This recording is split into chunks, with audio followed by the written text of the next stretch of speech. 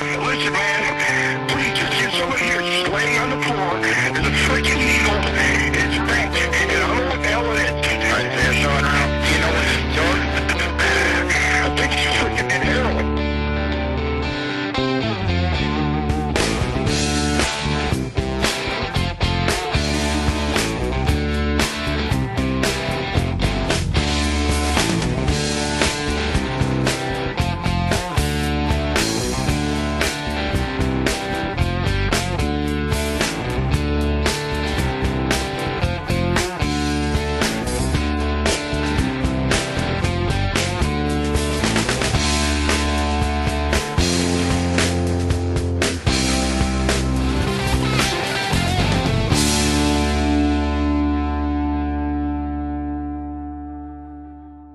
Hello, I am Amy, and this is Coming Clean with Amy Gandy.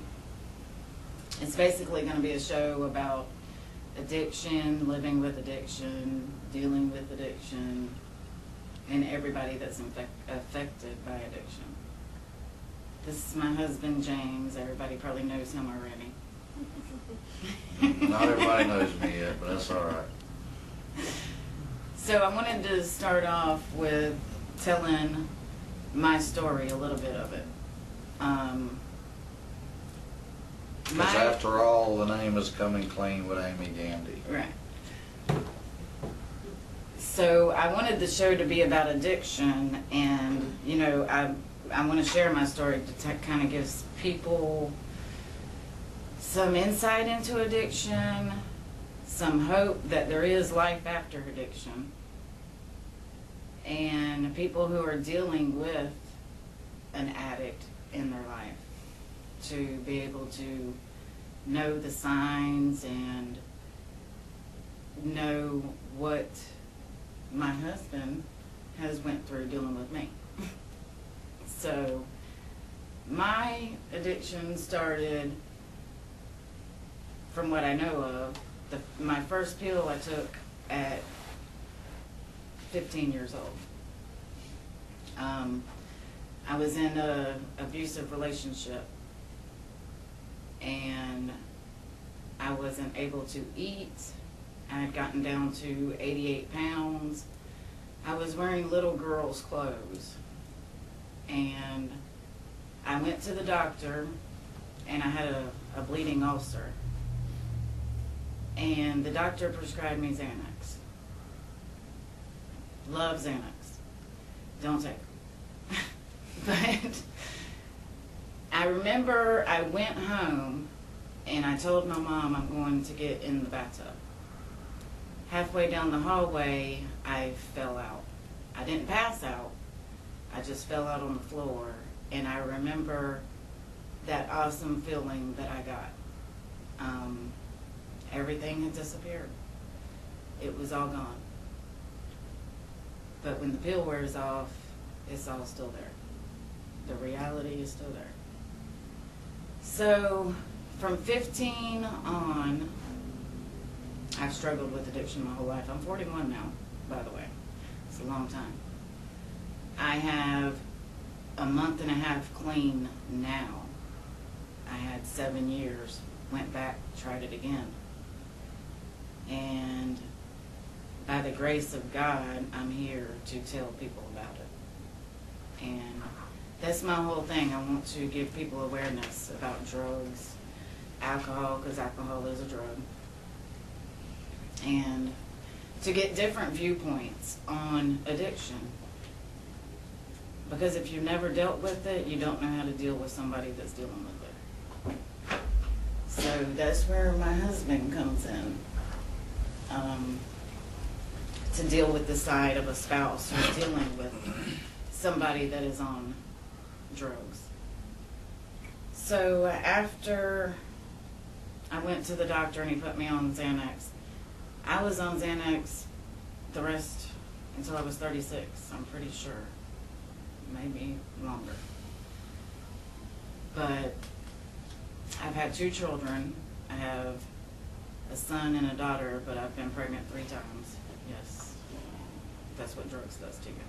Drugs does a lot of things to you, but you have to remember that there is forgiveness. God forgives you for everything that you've done. Thank Jesus. Thank God.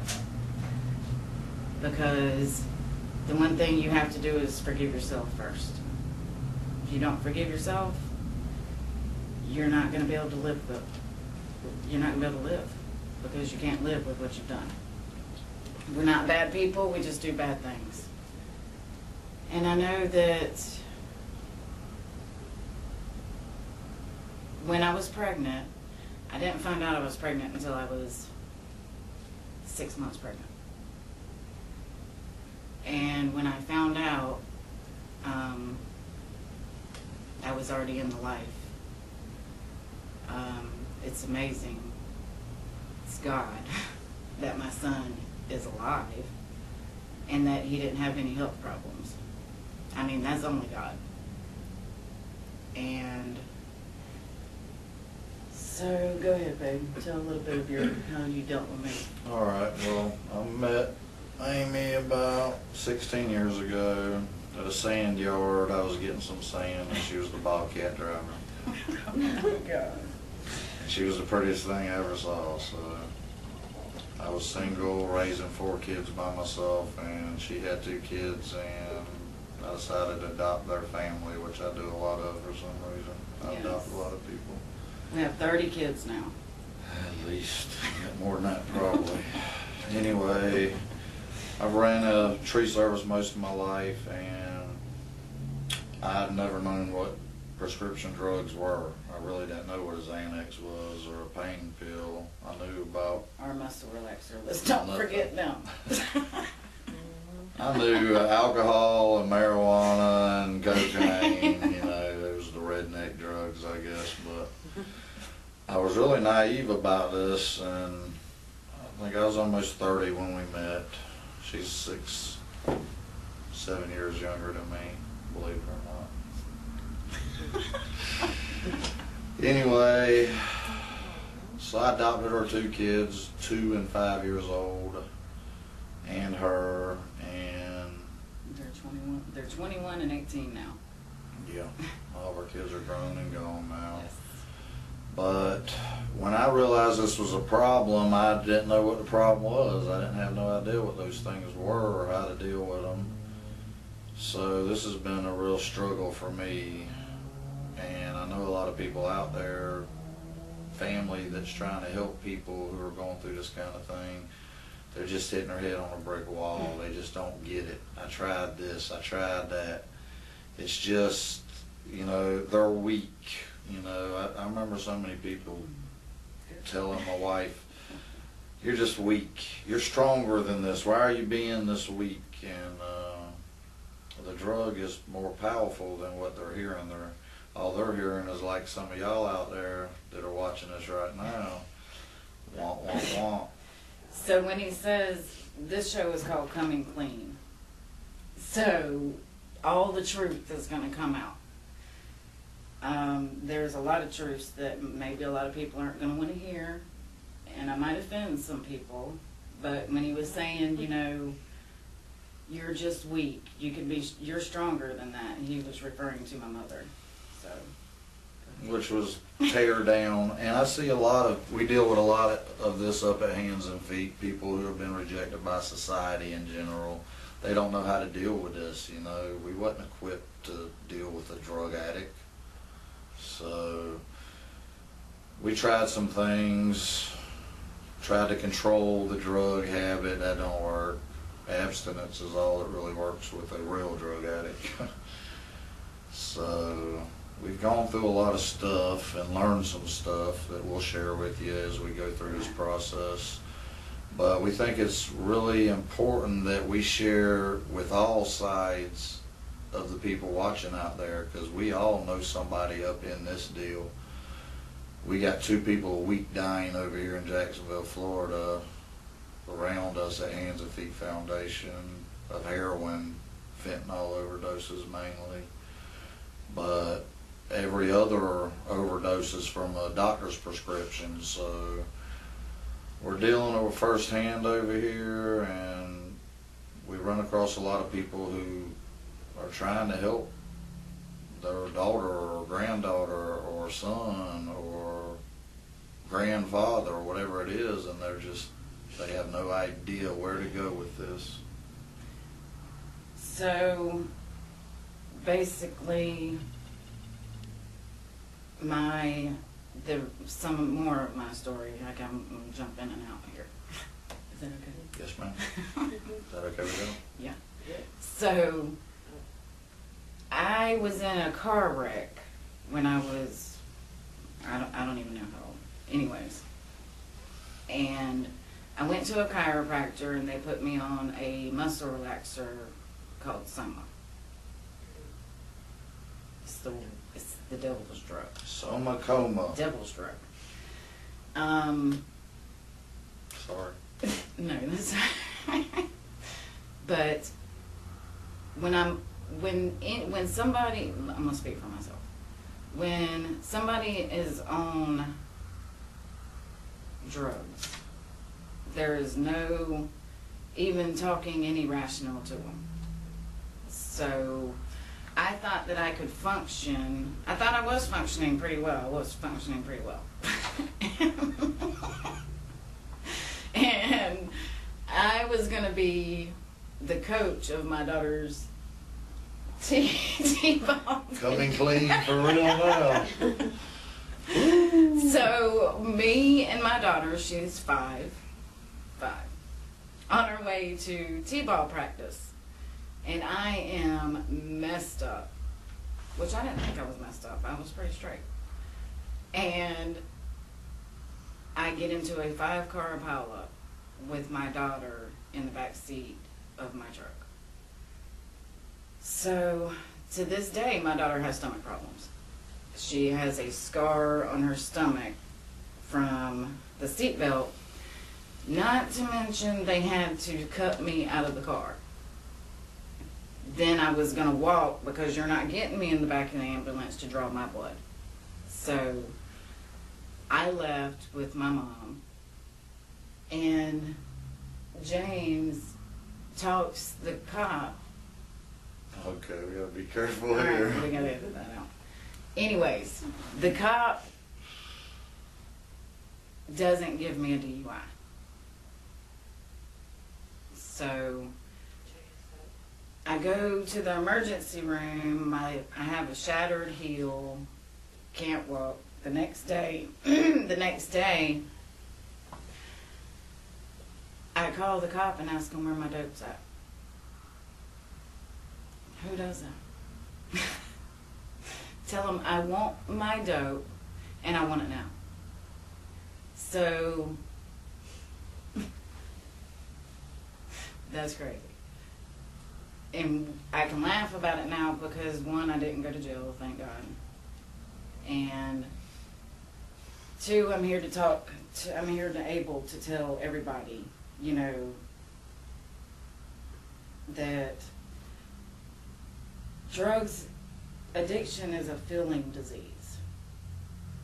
Anything that you take that makes your feelings go away of anything, from abuse, from divorce, from abandonment, which was my case, my dad left me,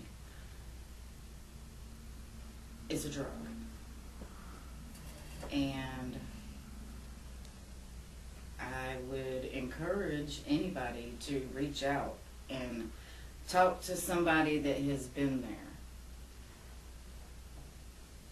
there. And what else? Well, if we're coming clean, she said 5 vehicles. The Shut first up. one, the first I don't vehicle remember. was a short bus, a handicap bus. She slammed into. It So I'm was. just saying, if we're coming It clean. was.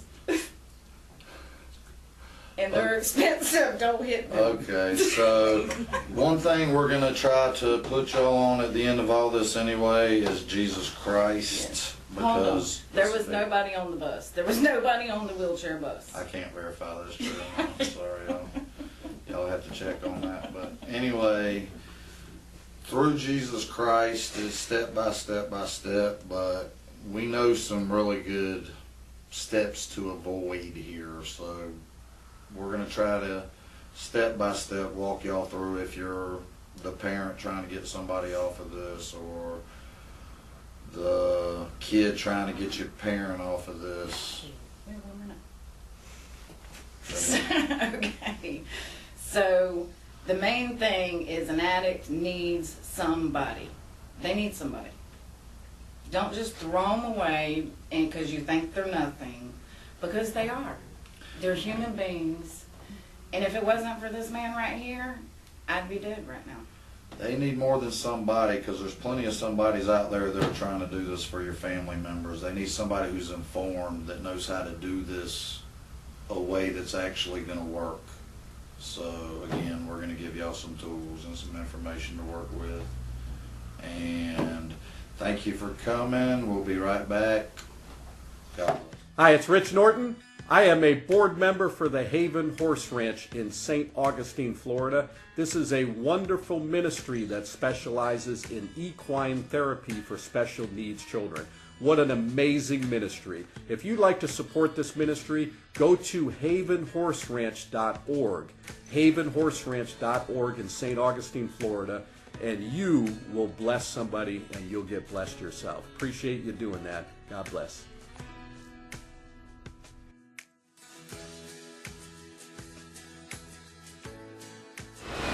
Hey everybody, Johnny Van Zandt here from Skinner. Hey, I want you to donate to the Hands and Feet West Side. West Side's the best side. There you go. That's where I was born at. Anyway, hey, listen, they're feeding homeless vets, homeless people, helping people recover.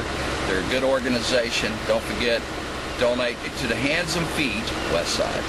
God bless. Rock and roll, bro. Please donate to the Hands and Feet Foundation West Side today. This ministry is a 501c3 non-for-profit organization. They feed people everyday hot meals. They give away clothes and food, and they also offer a sanctuary and prayer. Donate to the Hands and Feet Foundation on the West Side, Jacksonville, Florida, right there on 103rd Street. God bless you. Tell them American Hearts Radio sent you. We're on a mission for God. Please visit Hands and Feet West Side, www.facebook.com/handsandfeet.org, or give them a call at 904-465-5083. 904-465-5083. Hey everybody, go to handsandfeetfoundation.org and support them. Don't forget, support, support, support. For the Son of Man who came to seek and save the lost. Luke 19:10.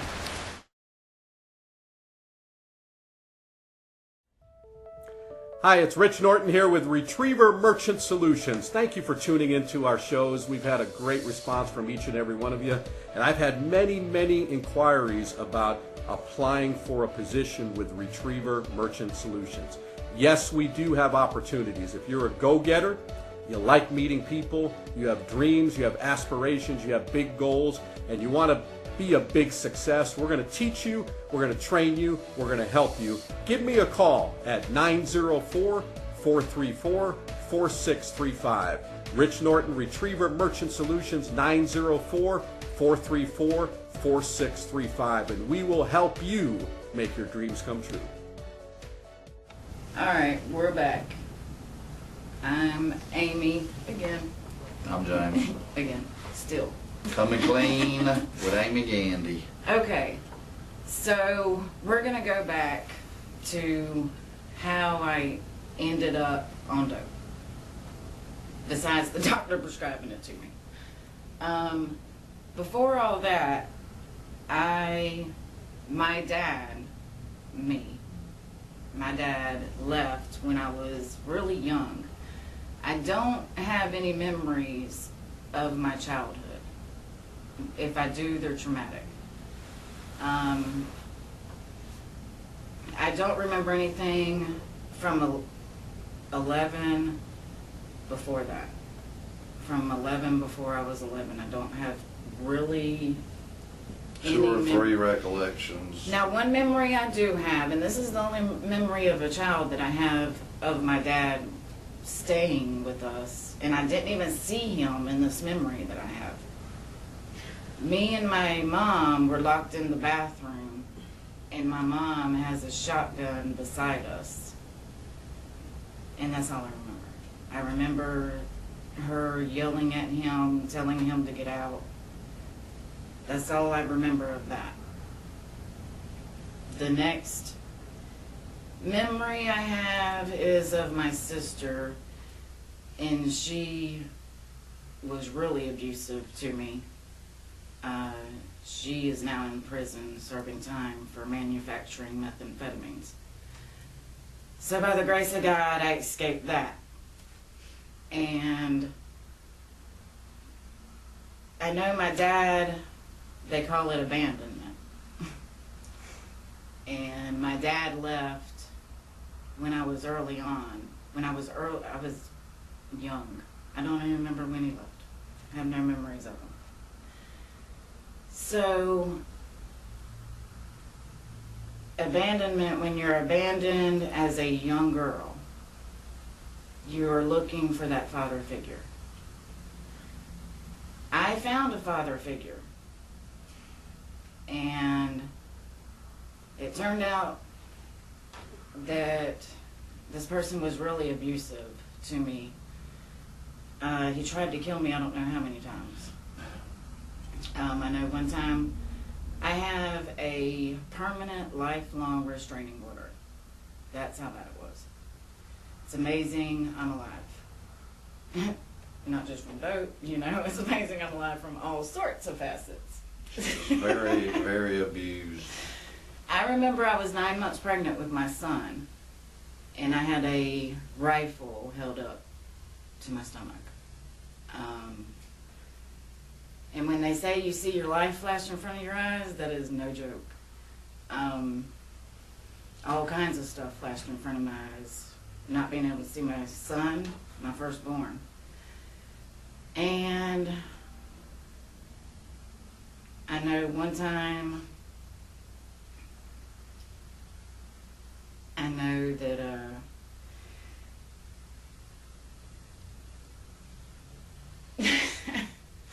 I know that when you're in an abusive relationship, that you are told that you are not worthy, that you will never amount to anything. But the truth is, that person that's abusing you is not worth anything. But by the grace of God, I have forgiven that person, but it's hard. It makes your life really, really hard when you're 15 years old and that's all you know. So I know that after that, that's the reason that I was put on Xanax. And after that, it just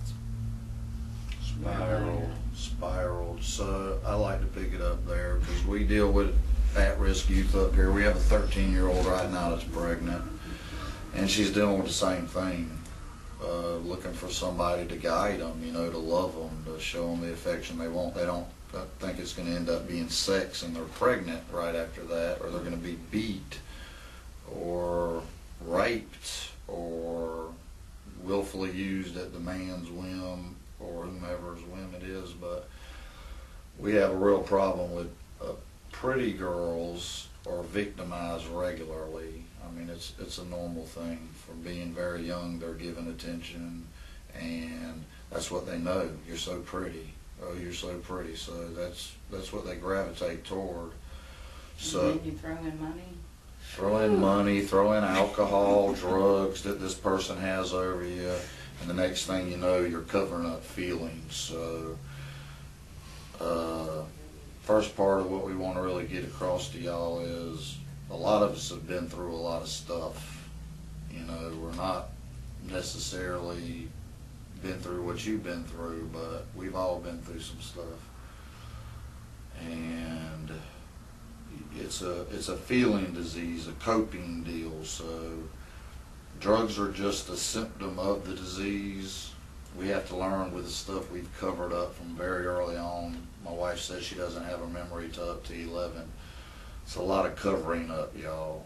And I was molested at an early age by a family member and couldn't talk about it till after they died and covered it up, and I really have very little memory of it, but I remember enough. So Come clean with Amy Gandy. yeah, this, you know, if we can just live with what's happened to us, give it to God, and get on with it, we have a chance to do better.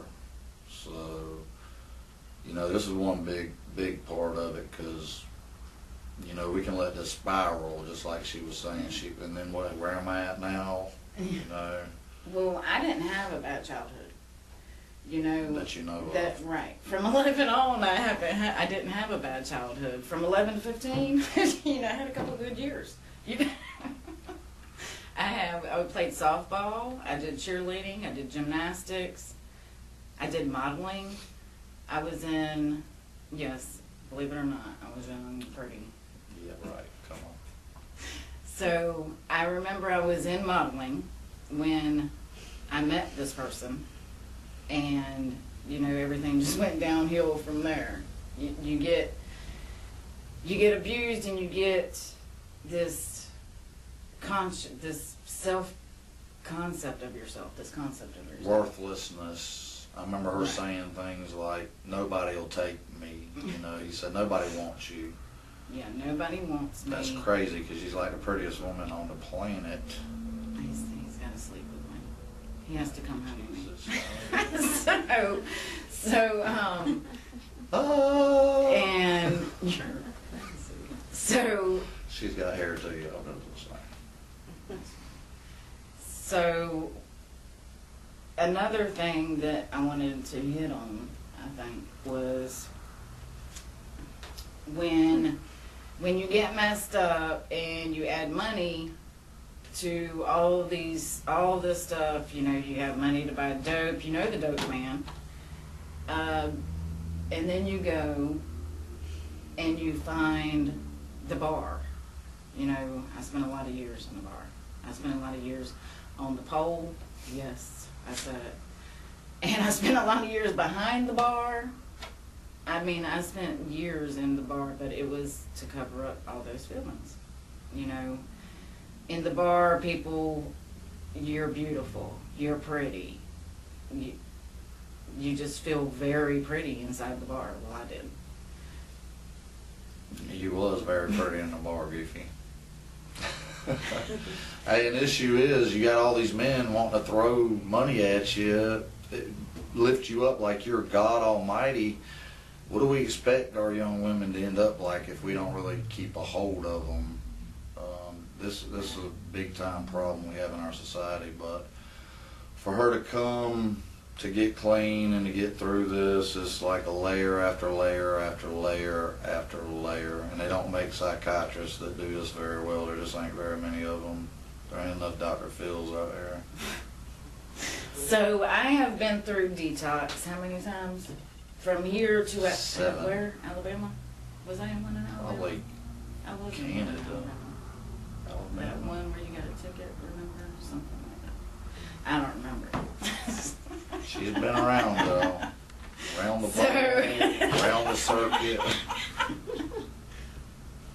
So I have been through a lot of detoxes. And I've been to a psychiatrist. I've been to 30-day programs. Outpatient. Yeah, Lord. And We've been through everything. Suboxone, Subutex. all kind of maintenance Oh programs. my God, they're ridiculous. Don't let them put you on nothing else. Hopefully by the end of this, we're going to have you convinced of that. So the one thing that worked, the only thing that worked, right? The only thing that worked for me. Jesus. Well, we know Jesus was watching over me because I'm sitting here, you know. Rehab. She might be talking about rehab, Yes. yes. Rehab worked. And I'm not talking about one out by the beach or, you know, by the wherever. What is it? Something paradise, something. It's crap. Living on the It's ocean while you get clean on the next and newest dope. And you won't be an addict when you're done. Right. Come on, y'all. Don't swallow the Kool-Aid. So, the only one that worked for me was I went out, well, I didn't go. My husband shipped me out to Georgia. Way back in Georgia. And there was nothing for miles. And I mean nothing. And she's got short legs, so she can Like, walk I real could, quick. I tried. I tried to leave. I mean, I did leave, I'm sorry. I left. After a month of being there, she got talked out of it by her mom that her kids weren't being taken care of, which was ridiculous. But she believed it and she left. I didn't mean coming that clean. So anyway, there was nothing for miles, and I left. And I remember I ended up at a homeless shelter of all places, which is kind of where we're sitting right now. It wasn't kind of like this though. It was like in the No. horror movie kind It of. really was. It was like, I really want to go back now that I'm clean and make sure that these women were not getting human trafficked out of there. I mean, that's where I ended up. And thank God, you know, I made it out of there too. Yeah, 'cause I told her I was gonna leave her there, y'all. He did leave me I told her there. you ain't got nowhere to come back to if you don't make her work. Oh, You know, you got to do 6 months. 1 month ain't gonna work. You got tricked back by your mama in a letter. Get back in there. They're not gonna let me back after you leave. They're not gonna. I said, well, I'm gonna call and you beg them. I'm like, James, you don't understand. Do you know But where you're I'm gonna at? be walking back, and you know what? I didn't know exactly for a say, but what I did know is if she came back, she was gonna die in front of us. She had already been dying, so this is gonna come down to tough love. Yes. Okay, if you really love somebody, you're gonna work through your own tears and your own selfish want them to be back with you, because I had to send a person I loved off for 6 months and raise my 6 kids by myself, which I was doing anyway. And the drug addict is going to have to use a lot of humility. Right? Yeah, you really gotta want this. Right. That's a big deal, so. Well, that's the one thing, I'll tell you more about my rehab experience on our next show. So make sure that you tune in. And I'm going to have, on some upcoming episodes, I'll have nurses, addicts, recovering addicts, people who are dealing with addicts, all of it, so that we can cover everything for y'all. We want y'all informed so you got the tools you need, because money ain't the tool. Amen. All right, Jesus Christ is the tool that we use in love. So He saved me, he can save you. that's right. All right, well, God bless y'all. Glad you were with us. Hope to see you on the next show. I probably won't be here, but you Listen, man, please just get somebody here just laying on the floor. There's a freaking needle. It's bent, and I don't know what the hell it is.